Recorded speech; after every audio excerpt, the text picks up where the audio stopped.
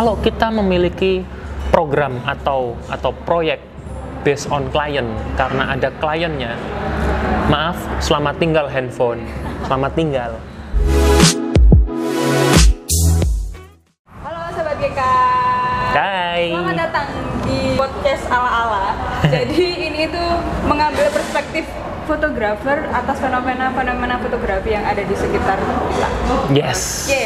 Cakep. Jadi ini ada 5 pertanyaan, Mas. 5 pertanyaan. 5 Oke. pertanyaan. Yang pertanyaan pertama, Mas Rizky, ini Ya. kan backgroundnya akademisi Ya. fotografi. Ya. Apakah memang kalau mau mendalami fotografi harus sekolah fotografi juga? Ya, jadi begini, sebenarnya kalau kita ngomong fotografi, karena fotografi itu adalah sebuah keilmuan ya, sains ya, fotografi, geografi, biografi, biologi, bla bla bla grafi yang lainnya, itu semua itu emang sebuah keilmuan yang bisa kita pelajari. Otomatis ada teori-teori yang ada di dalamnya. Nah, kalau ditanya apakah untuk menjadi fotografer itu harus belajar macam-macam, Iya, kayak kuliahnya Ya. harus. saya jawab sebenarnya fotografi itu harus dipelajari. Nah, pertanyaannya mempelajarinya bagaimana caranya? Nah, itu boleh kuliah fotografi, boleh sekolah fotografi, kursus fotografi, bahkan yang paling populer kursusnya dari internet ya, bisa website, YouTube, Instagram, semua banyak ilmu-ilmu yang bisa kita pelajari dari situ. Tapi yang jelas untuk menjadi fotografer tidak bisa kita diam-diam jadi fotografer, kecuali satu, orang tuanya, bapaknya seniman, ibunya seniman, bisa jadi kita auto fotografer karena mungkin dia ada turunan bakatnya. Kita ngomong namanya talent ya. Kalau bakat itu kan tidak perlu dipelajari, tapi dia ada. Tapi untuk mengasah bakat harus dipelajari. Jadi meskipun kita ada kata-kata namanya otodidak ya, itu juga sebenarnya dia karena ada bakat, tapi tetap aja orang otodidak tetap harus belajar lebih dalam tentang fotografi. Walaupun otodidak juga harus tetap belajar gitu ya, Mas? Iya, mau nggak mau, karena fotografi itu adalah hal yang memang berkaitan dengan keilmuan di dunia seni. Jadi mau nggak mau kita harus mempelajari, dan banyak sekali teori-teori yang harus kita pelajari. Meskipun kamu punya bakat otodidak dan hasil-hasilnya bagus, hasil-hasil bagus tidak akan bertahan lama kalau kita tidak mengupgrade ilmu kita. Jadi sekarang 2021 nih hasilnya udah bagus. Kalau tidak mempelajari ilmu fotografi yang lebih dalam lagi, tahun 2030 bisa ketinggalan loh. Jadi otomatis, otomatis harus kita belajar sambil beradaptasi dengan lingkungan yang ada, seperti itu. Oke, pertanyaan 2. Mas Rizky sudah bertahun-tahun mendalami ini. Perubahan apa aja sih, Mas? Yang Ya, Mas jadi pantau? kalau kita melihat perubahan dalam dunia fotografi dari tahun ke tahun, itu adalah luar biasanya dampak yang terlihat dari phone fotografi atau smartphone fotografi. Dulu era tahun, anggaplah paling baru tahun 2010 ya, itu masih zamannya awal-awal BlackBerry atau iPhone 3G keluar gitu, atau 3GS keluar gitu ya. Itu mulai smartphone fotografi itu dipertimbangkan. Tapi kan sebelumnya itu benar-benar kamera itu masih digital di DSLR ya, apalagi era tahun 2000 ya. Dari era tahun 2000 sampai dengan tahun 2008 tuh era DSLR tuh masih kuat. Nah, kalau ditanya apa yang ada perubahan apa? Itu di handphone ya. Dengan handphone, hampir semua handphone itu kamera-kameranya itu udah bagus, dan sistem editing atau post processingnya itu emang luar biasa, bisa membuat foto-foto yang biasa tampak luar biasa karena ada filter atau editing preset gitu-gitu atau preset yang bagus-bagus gitu. Jadi itu cukup membuat dalam ya anggaplah 10 tahun terakhir itu saya merasakan itu perubahan-perubahan di mana orang itu dulu itu selalu kalau keluar kota atau pokoknya keluar kotanya kalau naik mobil berjam-jam atau naik pesawat gitu, itu selalu membawa kamera ditenteng-tenteng. Sekarang itu sampai saya sebelum pandemi gitu ya, masih naik pesawat tuh saya udah jarang ngelihat orang ngalungi kamera, semua udah pada pakai handphone yang memang udah canggih-canggih. Perubahan yang sangat signifikan. Oke, pertanyaan ketiga. Nah, itu tadi kan disinggung soal smartphone, phone grafi ya. Ya. Gimana Mas nanti ini terus nanti diproduksi buat apa Ya. kamera digital ini? Ya, jadi sebenarnya itu tadi ya, kalau kita bicara bagaimana nasib dari kamera DSLR atau mirrorless atau kamera-kamera lain yang dijual di toko kamera gitu ya, dibandingkan dengan satu handphone ini, apapun merek handphone itu. Memang beberapa hari yang lalu ini bulan Februari tahun 2021 ya, jaga-jaga nih video ditonton tahun 2050 kali ya. Itu sudah tersebar berita, saya anggap itu bukan hoax ya, karena sudah cukup banyak orang yang membahas ini, bahwa banyak engineer dari salah satu brand kamera terkenal di Jepang itu pada dibajak sama brand handphone terkenal di Korea. Jadi brand handphone tersebut itu sedang mendevelop sebuah kamera handphone yang hasilnya itu bisa kayak mirrorless. Hampir sekarang pun sudah ada sih sebenarnya handphone yang harganya di atas 15 juta itu yang mungkin sistem automaticnya itu udah hampir, bahkan mungkin mirrorless bisa kalah, tapi untuk bokehnya, blurnya itu sistemnya masih belum realistis kayak kamera-kamera konvensional yang ada di DSLR atau mirrorless. Jadi mungkin bisa jadi 5-10 tahun ke depan kamera handphone bakal lebih keren. Tapi ingat, selama produk dari Korea atau Amerika handphone tersebut itu sedang mendevelop yang kamera tercanggih, produk-produk dari Jepang pun atau dari Jerman juga develop terus. Jadi otomatis kalau ada pertanyaan apa kabar nanti DSLR dan mirrorless, tenang aja, mereka pun juga sedang mendevelop kamera-kamera sehingga menjadi lebih canggih, dan otomatis dia lagi mencari yang lebih murah juga. Jadi bukan yang mahal yang canggih, dia lagi memikirkan bagaimana caranya membuat kamera murah, build quality-nya juga memang biasa-biasa saja tapi hasilnya canggih. Kebanyakan kan sekarang lagi membuat kamera dengan build quality yang bagus, anti air lah, anti shockproof lah, atau anti goncangan lah.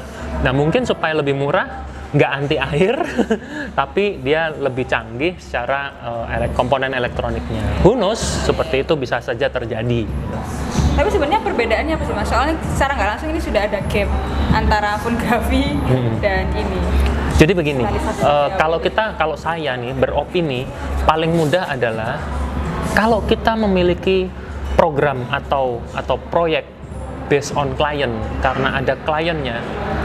Maaf, selamat tinggal handphone, selamat tinggal. Kalau sudah ada kliennya, kita masih mengutamakan mirrorless atau DSLR atau bahkan perangkat kamera di atasnya bisa medium format atau kamera-kamera cinematic sign lens yang lebih lagi daripada ini. Itu kalau ada kliennya. Jadi kalau kita bilang bedanya apa? Ya jelas, kalau smartphone semua dalam satu genggaman, bisa segalanya, tapi tidak bisa kita menggunakan atau menghasilkan karya yang memang itu based on client, kecuali memang kita ada program membuat sebuah hasil karya foto atau karya sebuah film yang memang diwajibkan harus memakai sebuah brand telepon atau handphone tertentu. Jadi misalnya waktu itu memang ada, ketika launchingnya satu buah handphone itu ada lomba membuat short movie. Pembuatan short movie itu tapi harus pakai handphone di merek itu yang sedang launching.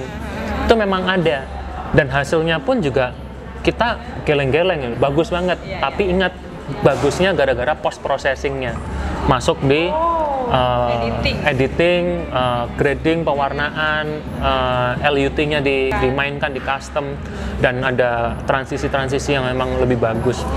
Dan yang pasti ada talent yang di belakang layar juga lebih bagus. Behind ya. Ya, itu emang bagus sih, memang begitu. Jadi kalau tanya perbedaannya, ya mereka berat, dia ringan dan bisa dimasukin kantong dan hasilnya cukup bagus dan bisa langsung upload ya. Kalau ini masih ada proses kayak gitu. Masih ada proses. Oke. Selanjutnya pertanyaan nomor 4. Ini banyak sekali yang berasumsi udah motretnya terserah pencahayaan gimana, kan nanti ada preset, nanti bisa diedit.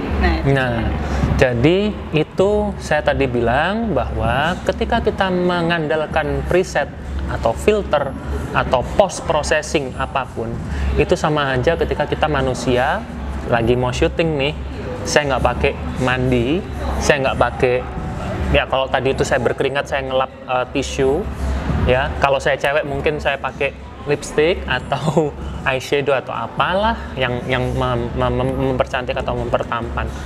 Nah, foto-foto yang memang asal dipotret lalu biarkan post processing yang berbicara, itu saya rasa itu akan mengganggu hasil dari hasil akhirnya. Pasti sesuatu yang diinstankan oleh preset itu kurang baik. Saya ada termasuk seniman fotografi yang beropini, yang memiliki sebuah alasan untuk menghasilkan sebuah karya foto yang bagus. Itu memang berasal dari konsep teknis dari pengambilan gambar tersebut, dan hasil jadi dari kamera tersebut sudah harus cukup bagus. Kalau emang asal pokoknya jepret lalu nanti kita edit, contoh nih, misal nih begitu ada pemotretan, ya let's say yang paling gampang wedding, si mempelai prianya itu ada keringat di sini 1 jagung gitu, pokoknya jepret itu gampang lah, itu dihilangkan di Photoshop. Tahu nggak siapa yang repot? Yang repot fotografernya, dia ngedit lagi menghilangkan. Tapi bayangkan ketika di acara dia berkeringat, take time out dulu, dia push keringatnya, atau yang perempuan itu membutuhkan waktu untuk make up, touch up lagi, berikan waktu. Mending menghilangkan waktu 2 jam pada saat produksi foto atau video daripada daripada post processingnya itu bisa berhari-hari untuk menghilangkan seluruh jerawat atau hal-hal yang memang harus dihilangkan. Itu repotnya setengah mati. Jadi otomatis masalah preset, filter, dan post processing itu menurut saya harus dilakukan. Tapi sebelumnya harus kita punya materi visual yang bagus, yang memang sudah bagus dari kameranya. Bagaimana cara membuat foto yang bagus? Nah, kita harus pelajari supaya hasilnya bagus, dan lalu kita masuk dalam dunia post processing. Oke, selanjutnya yang terakhir, pesan untuk seluruh fotografer, videografer, content creator, apa Mas, agar bisa beradaptasi di dunia fotografi yang sangat cepat ini? Ya, teman-teman, di sekarang ini Februari 2021 ini sudah langsung banyak sekali muncul berkeliaran namanya aplikasi media sosial Clubhouse. Nah, itu banyak orang akhirnya masuk ke Clubhouse. Nah, itu maksudnya adalah adaptasi. Dalam dunia fotografi atau videografi, itu pun juga sama. Ketika kita melihat hal-hal yang sedang viral, maksudnya sedang viral itu sebuah karya visual yang sedang viral. Misal contoh, dalam fotografi makanan yang ada di depan saya ini misalnya. Semua rata-rata foto makanan ini fotonya menggunakan teknik flat lay. Maka kita fotografer banyakin aja karya-karya yang menggunakan karya-karya dengan teknik flat lay atau pemotretan dari atas nih, persis 90 derajat dari atas nih ya. Karena itu yang sedang diminati oleh netizen. Jadi pentingnya kita melihat market, pentingnya kita membaca pikiran calon customer kita, itu sangat mempengaruhi eksistensi kita di dalam dunia fotografi. Fotografi itu cepet. Jadi tiba-tiba dulu zamannya cuman motretnya itu pada street fotografi, semuanya motretnya landscape, pada landscape semua. Ini landscape udah jarang gara-gara kan pandemi nih. Jadi nggak ada yang jalan-jalan jarang banget orang-orang foto pantai, kecuali emang rumahnya di sebelah pantai ya kan. Kita manusia yang ada di kota ke pantai itu mikir gitu, ini kita berangkat nggak ya, di sana kalau rame gimana, social distancing dan segala macam. Jadi otomatis akhirnya orang-orang pada mikir, wah banyak UMKM bergerak pada jualan makanan, otomatis semuanya dulu wedding photographer, semuanya dulu yang fotografer non food, akhirnya jadi motret makanan. Nah kayak gitu. Nanti tahun 2000 sekian tiba-tiba berubah, semuanya itu pada motret landscape. Karena orang-orang sudah dipermudah atau semua pada jalan ke akses ke gunung atau ke pantai mudah, pasti semuanya landscape. Nah itu ikuti aja. Jadi kita harus jangan terlalu idealis ya. Nah, jadi tapi ingat, tapi kalau emang sudah dalam profesi, kalau memang kamu menjadi seorang wedding photographer, itu profesi, harus ditekuni dan tetap jadi wedding photographer sampai kapanpun. Maka kamu akan menjadi seorang spesialisasi dalam genre fotografi yang sedang kamu jalani. Seperti itu. Oke, itu tadi fenomena-fenomena yang sudah ada ya, dan bahkan ada sampai tahun 2021 ini, dan nggak tahu nanti kedepannya bakal gimana ya Mas ya, dunia fotografi, videografi, content creator ini. Terima kasih Mas Rizky atas perspektifnya. Ya. Dan ketemu lagi di perspektif lainnya. Dadah.